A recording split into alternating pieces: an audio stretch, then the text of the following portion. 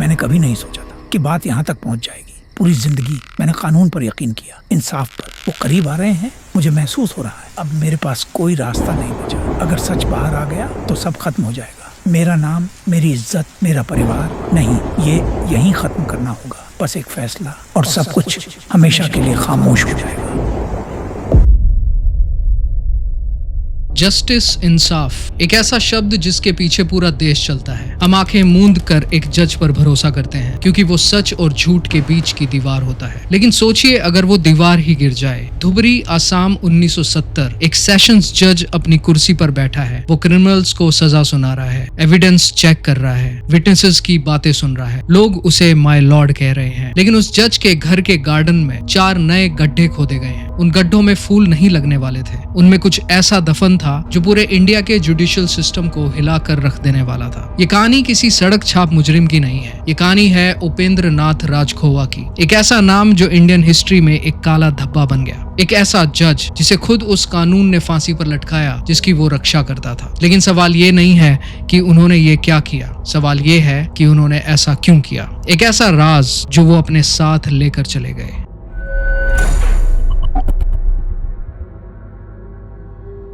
फरवरी 1970, धुबरी का सरकारी बंगलो। मौसम में थोड़ी ठंडक थी। उपेंद्र नाथ राजखोवा अपनी रिटायरमेंट की तैयारी कर रहे थे। एक लंबी और सक्सेसफुल करियर के बाद अब सुकून का वक्त था। उनका परिवार, उनकी पत्नी पुतुली और 3 बेटियां, निर्मली, जोनाली और रूपाली, एक हंसता खेलता परिवार। ऐसा ही सबको लगता था। लेकिन रिटायरमेंट से ठीक पहले राजखोवा ने अपने बंगलो के पीएन बिजन प्रसाद से एक अजीब रिक्वेस्ट की। उन्होंने बिजन को कहा कि गार्डन में एक गड्ढा खोदो, मुझे वहाँ कुछ खास फूल लगाने हैं। बिजन ने गड्ढा खोदा, लेकिन अगले ही दिन राजखोवा ने उसे भर दिया। फिर उन्होंने बिजन को कहा कि यहाँ नहीं, एक और गड्ढा खोदो। पीएन थोड़ा कंफ्यूज था। जज साहिब इतने रेस्टलेस क्यों हो रहे हैं? फूलों के लिए आखिर इतनी फिक्र क्यों? 10 फरवरी 1970, सरस्वती पूजा की रात। धुबरी में हर तरफ लाइट्स थी, म्यूजिक था। राजखोवा ने अपने सारे स्टाफ को छुट्टी दे दी। स्टाफ खुश था, बंगलो खाली था। सिर्फ जज साहब, उनकी वाइफ और उनकी बड़ी बेटी निर्मली अंदर थे। उस रात बंगलो की लाइट काफी देर तक जलती रही, लेकिन कोई आवाज बाहर नहीं आई। अगली सुबह जब पीएन वापस आया तो बंगलो में एक अजीब सी खामोशी थी। राजखोवा बाहर वरांडे में बैठे न्यूज़पेपर पढ़ रहे थे, बिल्कुल नॉर्मल। बीजे ने पूछा, साहब, माजी और दीदी कहाँ हैं? राजखोवा ने बिना नजरें उठाए कहा, वो लोग गुवाहाटी चले गए हैं, सुबह की बस पकड़ ली।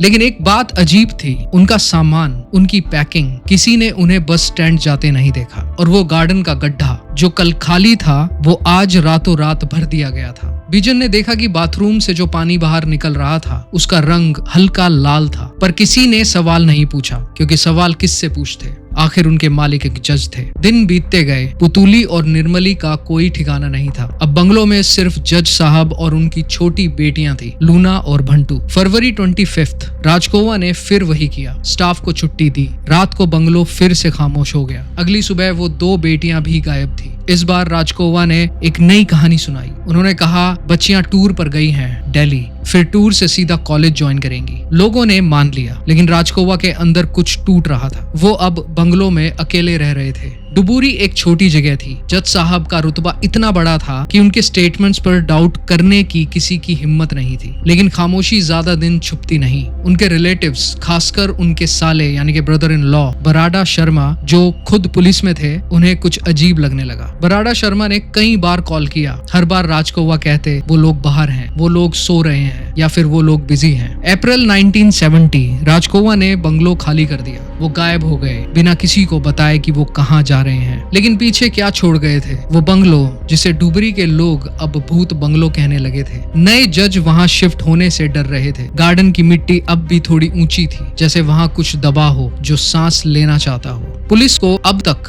कोई कंप्लेंट नहीं मिली थी, ना कोई मिसिंग रिपोर्ट, ना कोई एफआईआर, पर एक भाई अपनी बहन को ढूंढ रहा था। बराड़ा शर्मा ने डिसाइड किया कि वो अपने जज जीजा का पीछा करेंगे। उन्होंने ट्रैक किया सिलीगुड़ी सिबॉय होटल, रूम नंबर 21। जब बराड़ा शर्मा होटल पहुंचे तो उन्हें लगा कि जज साहब वहां मिल जाएंगे, लेकिन जब उन्होंने दरवाजा खटखटाया, अंदर से कोई जवाब नहीं आया। जब दरवाजा तोड़ा गया तो मंजर खौफनाक था। राजखोवा फर्श पर पड़े थे, उनका गला कटा हुआ था, कलाइयां कटी हुई थी, खून पूरे कमरे में फैला था। उन्होंने सुसाइड अटेम्प्ट किया था। पास ही एक नोट पड़ा था। उसमें उन्होंने जो लिखा था वो सुनकर पुलिस वालों के होश उड़ गए। उस नोट में सिर्फ एक लोकेशन थी, वही गार्डन, वही बंगलो जहां जज साहब फूल लगाने वाले थे।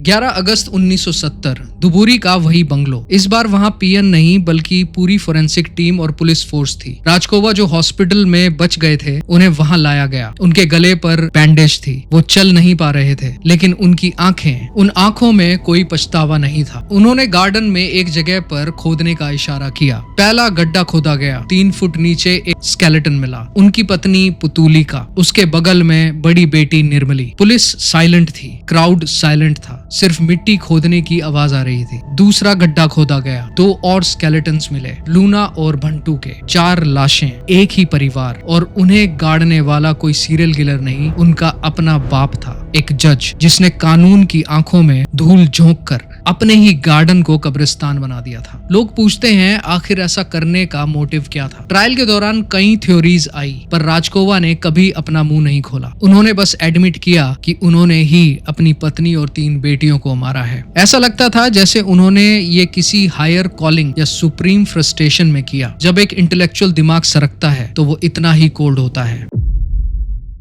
इंसाफ का मंदिर, कोर्ट रूम, वहाँ की एक डिग्निटी होती है, एक खामोशी होती है। लोग वहाँ उम्मीद लेकर आते हैं, लेकिन दुबरी के सेशंस कोर्ट में उस दिन हवा बहुत भारी थी। लोग एक दूसरे की तरफ देख रहे थे, पर कोई बोल नहीं पा रहा था। क्यों? क्योंकि आज मुजरिम की जगह कोई गुंडा या चोर नहीं खड़ा था। आज वहाँ वही शख्स खड़ा था जो कुछ महीनों पहले तक वहाँ का भगवान था, उपेंद्र नाथ राजकोवा। ये इंडिया की लीगल हिस्ट्री का सबसे अजीब मोमेंट था। जज राजकोवा को उसी कोर्ट में लाया गया जहाँ वो फैसले सुनाते थे। उन्हें उसी कटघरे में खड़ा होना पड़ा जहां वो दूसरों को खड़ा करते थे। इमेजिन द आयरनी, उन्हें एक्यूज्ड नंबर 1 पुकारा जा रहा था। वही लोग उन्हें सर कहते थकते नहीं थे। It was a psychological nightmare for everyone present. Rajkova के चेहरे पर कोई डर नहीं था। उन्होंने कोर्ट में एंटर किया तो उनकी गर्दन पर वही पुराना बैंडेज था, उनके नाकाम सुसाइड अटेम्प्ट का निशान। जज ने पूछा, क्या आपको अपना गुनाह कबूल है? पूरी कोर्ट सांस रोक कर खड़ी थी। सबको लग रहा था कि राजकोवा कोई लीगल लूप होल निकालेंगे। आखिर वो कानून के एक्सपर्ट थे। वो चाहते तो केस को सालों तक अटका कर रख सकते थे। राजकोवा ने बस एक बार सर हिलाया। उन्होंने कबूल किया कि हाँ, वो 4 लाशें उन्हीं की पत्नी और बेटियों की हैं। पर जब पूछा गया कि ऐसा उन्होंने क्यों किया तो वो चुप हो गए। ये खामोशी किसी चीख से ज्यादा भयानक थी। लेकिन एक सवाल जो आज भी दुबरी के लोगों के बीच में उठता है वो ये है कि आखिर जज साहब ने ऐसा किया क्यों? एक इंसान जो बरसों से लोगों को इंसाफ दे रहा था, वो इतना बड़ा जल्लाद कैसे बन गया? राजकोवा ने अपनी बेटियों और पत्नी को मौत के घाट तो उतार दिया, लेकिन अपना राज वो अपने साथ ही लेकर चले गए। फिर भी दुनिया ने अपने हिसाब से कुछ स्पेकुलेशंस लगाए,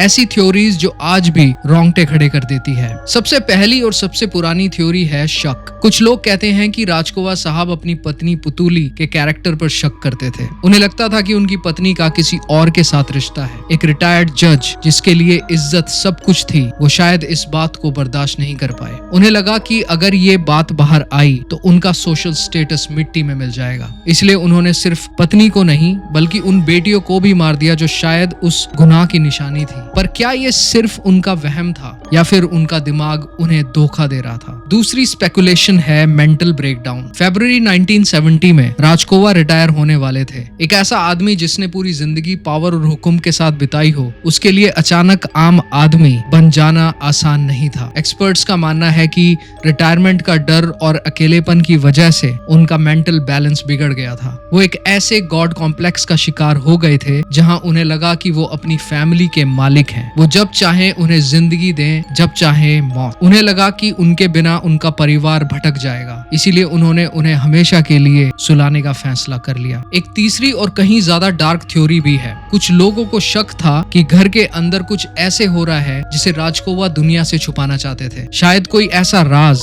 जो अगर बाहर आ जाता तो जज साहब की कुर्सी और उनका रुतबा पल भर में खत्म हो जाता। क्या उनकी बेटियों ने कुछ ऐसा देख लिया था कि जो उनसे बर्दाश्त नहीं हुआ? क्या उन्होंने किसी ऐसी सच्चाई पर उंगली उठाई थी जिसे दबाना जरूरी था। इस थ्योरी को बल तब मिलता है जब हम देखते हैं कि उन्होंने कितनी प्रिसीजन और क्लीनिंग के साथ सबूत मिटाए। ये कोई गुस्से में किया गया कत्ल नहीं था, ये एक साइलेंस ऑपरेशन था। ट्रू क्राइम में हम इसे फैमिली एनिलेटर सिंड्रोम कहते हैं। ऐसा शख्स जो अपने परिवार को अपनी प्रॉपर्टी समझता है। In Rajkova's case the silence is the biggest evidence. उनका चुप रहना ही ये साबित करता है कि मोटिव इतना घिनौना या इतना पर्सनल था कि उन्होंने फांसी पर लटकना तक मंजूर किया, पर मुंह खोलना नहीं। केस अब हाई कोर्ट पहुंच चुका था। राजकोवा के वकील ने एक लास्ट कोशिश की। उन्होंने कहा कि राजकोवा इंसेन यानी कि पागल हो चुके हैं। उनका सुसाइड अटेम्प्ट इसका सबूत है। लेकिन कोर्ट ने क्या कहा? कोर्ट ने कहा कि एक पागल आदमी इतनी प्लानिंग के साथ लाशें नहीं छुपाता। एक पागल आदमी महीनों तक झूठी चिट्ठियां नहीं लिखता। राजकोवा पागल नहीं है, वो सिर्फ एक बहुत ही कैलकुलेटेड किलर है। 1974 गुवाहाटी हाई कोर्ट ने डेथ सेंटेंस अपहोल्ड की। राजकोवा ने मर्सी पिटीशन फाइल की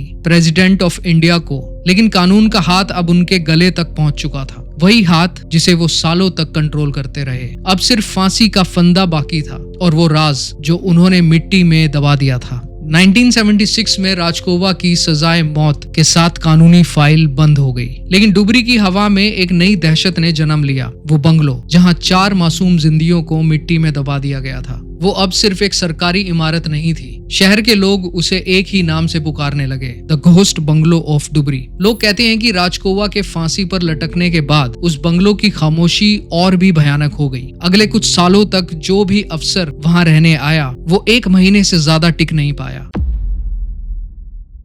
रात के 2 बजे जब पूरा शहर सोता था, उस बंगलो के गार्डन से मिट्टी खोदने की आवाजें आती थी। ऐसा लगता था कि जैसे कोई आज भी मिट्टी खोद रहा है। कुछ लोग दावा करते हैं कि उन्होंने बाथरूम की खिड़की से लाल पानी बहते हुए देखा था। वही लाल पानी जो 1970 की उस मनूस सुबह को उनके पीएन बीजन ने देखा था। लेकिन सबसे डराने वाली बात यह थी कि लोगों ने वहां 4 परछाइयां भी देखी थी जो अक्सर रात को वहां घूमती रहती थी। डुबरी में आज भी पुराने लोग बताते हैं कि उन्होंने बंगलो के वरांडे में 3 लड़कियों को बैठे देखा है। वो बातें नहीं करती थी, बस वाइड में दिखती रहती थी और उनके पीछे एक औरत खड़ी होती थी जिसका चेहरा हमेशा ढका होता था। जैसे ही कोई उनके पास जाता, वो धुएं की तरह गायब हो जाती। लेकिन क्या ये सिर्फ लोगों का वहम था या उन 4 औरतों की आत्माएं आज भी उस बंगलो में भटक रही हैं? हॉरर सिर्फ भूत प्रेत की कहानियों में नहीं होता, असली हॉरर उस मिट्टी में है। सोचिए, उस गार्डन के हर परत में पुतली और उनकी 3 बेटियों का दर्द समाया हुआ है। राजकोवा ने उन्हें वहां गाड़ा था जहां उन्हें फूल उगाने थे। आज वहां कोई फूल नहीं खिलता, वहां की मिट्टी बंजर हो चुकी है।